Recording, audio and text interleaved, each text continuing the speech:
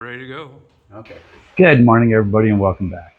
Today, we're working on this little 48cc power horse tiller.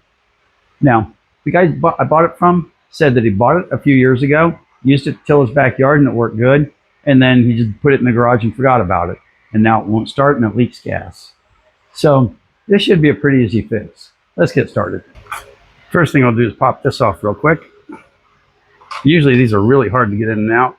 This one's been sitting for a while, so I think she'll pop out pretty easy. Feels really loose. And there it goes, just that easy. So now, let's pull the lines off the carburetor. So let's pull the carburetor off to get it out of the way. What do we need? 27T. T27, whatever.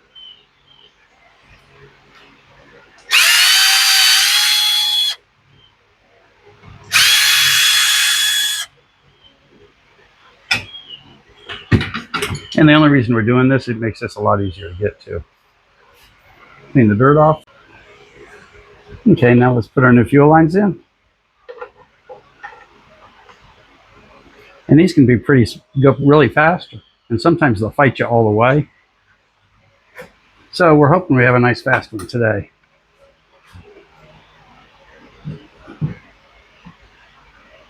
I can't get much leverage on this with the nature of the machine, so we're going to push her against the wall just to hold it still.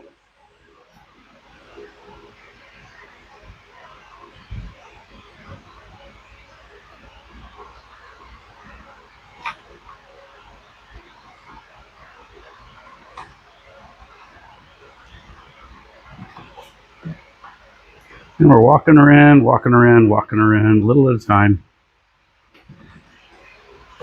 And there we go. That one actually went very well. So now we've got a nice tight fitting here. We don't have to worry about leaks. And let's put the carburetor back on and see what we've got. Okay, our gasket's holding its place pretty good.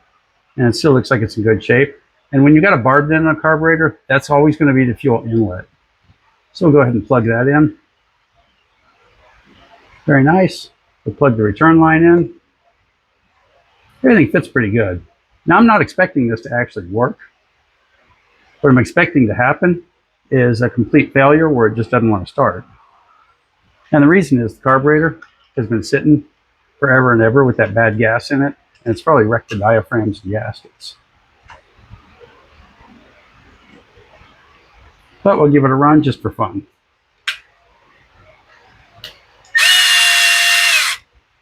I think I've got one of these carburetors sitting around too, but we'll go over the rebuild of one in any case. Okay, she's ready to go. Let's put a little fuel in her and put her on the floor. Okay, let's turn her on. And that's pretty yellow. I'm guessing at which way is on. We got her primed up. We got a full choke. There you go. We got a full choke. Let's see what happens.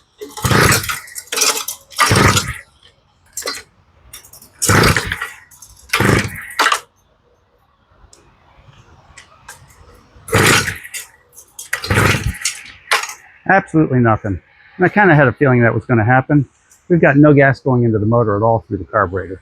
So let's get her back up there and let's rebuild the carb real quick. Now we're going to pull the carb off real quick. We're going to replace it with one that I've already got ready to go. But at the end, we're going to go ahead and pull this one apart and go over the internals and how to order parts for it and all that. So I put a new return line on because the other one was just a little bit on the short side.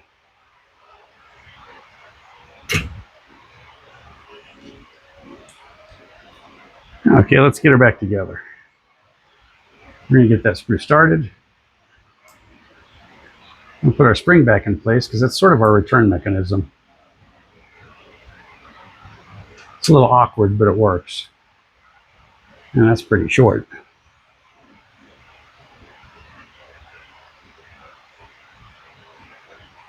So screw her all the way in to make her longer. There you go. And now we'll accelerate the carburetor.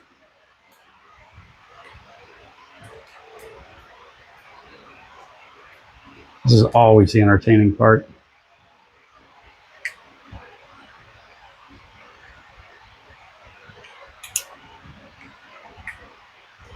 And there we go. You see it's almost seated. And we hit the fuel, it's seated completely, and the spring handles the return for us. Okay. Let's see if we've got a gasket sitting around for this guy somewhere. Yep, we'll use the old gasket. That should work fine.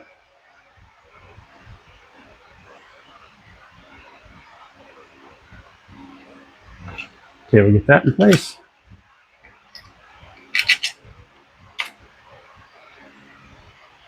Get our air box lined up.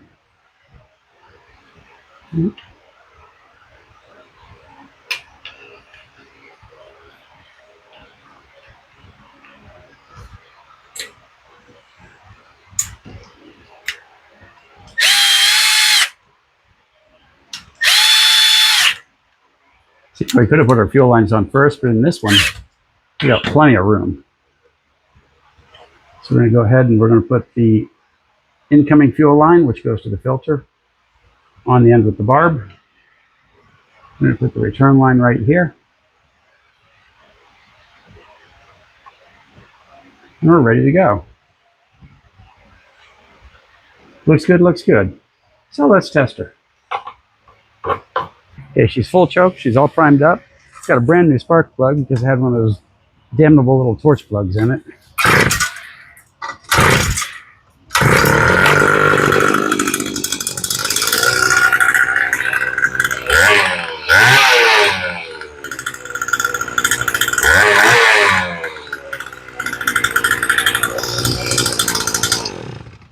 And she sounds pretty good. This one's ready to go.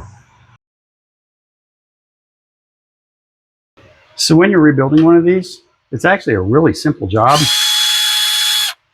You want to make sure you got a nice clean dry area to work on, even though it's going to be a mess before you're done. We're going to pull the barrel out.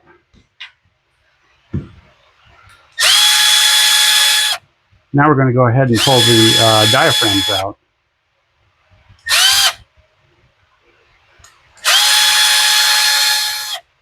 Now the next time you see one of these carburetors, and you see me pull one off the shelf, it'll probably be this one, because I only had one spare. Now we're going to take a look at the fuel gasket. It shows a bubble here, but it's not that bad. I'm going to go ahead and pull the gasket off of it. And that's okay if you tear it up a little bit, because you're going to put a new one on anyway. Okay, that looks good. Now let's go look at the metering diaphragm. You can see we've got metering diaphragm and then a gasket underneath it, right here.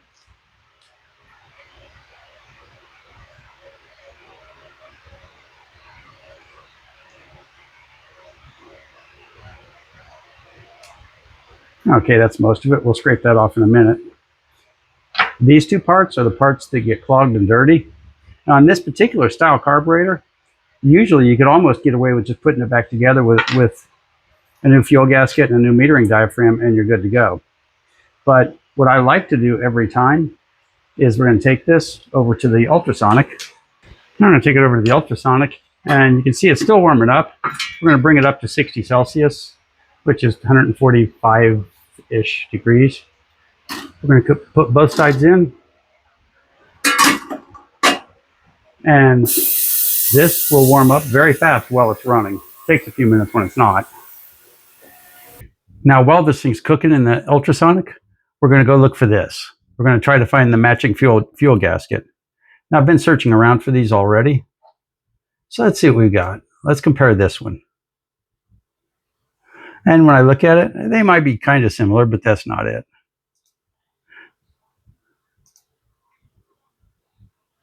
Now, I know that this is a K20 carburetor. So let's compare that. We'll take it over to the big picture. And we're going to compare every little hole on it and make sure that it's a complete match. And this one, it looks like a complete match. So we're going to order one of these. Now, I already knew this was a K20 carburetor, and there are a few different K20s though. So you might have to narrow it down. I usually start out by searching for the brand name and all that whatnot. There's a Power Horse Tiller. There you go. That looks like it right there. We'll add carb to the end. And there's the carburetor right there. So for 15 bucks, you'd be out the door. Just buy the carburetor, plug it in, make whatever adjustments you have to, and you're running. If you go this way, make sure you get one with the fuel lines and the air filter. So we don't want that one. Let's look for one that also includes, there you go. Let's look at this. Okay, now we have the carburetors in the ultrasonic right now, but I've done these enough to be able to compare it like this. That looks correct. That looks correct. And there you go. So you could add that to the cart, and for $14.80, tomorrow you've got the carburetor, and you've got the air filter and the fuel lines and everything you need. Don't use the spark plug. Those spark plugs are always terrible. And when the parts come in tomorrow, I'll rebuild that one and put it on the shelf for the next one. So buying a new carburetor is the easy way to go. It saves you a lot of time, and usually they'll come with fuel line kits and air filters and the whole 9 yards. But if you're ambitious and you have a way to clean the carburetor well, by soaking it overnight in carb cleaner or even an ultrasonic the way I do it, that's the easy way out, and you can build a whole lot of carburetors cheap. So all you new people out there, if you made it this far, go ahead and subscribe. It's free, and it's what we work for. So thanks for watching, and we'll see you next time.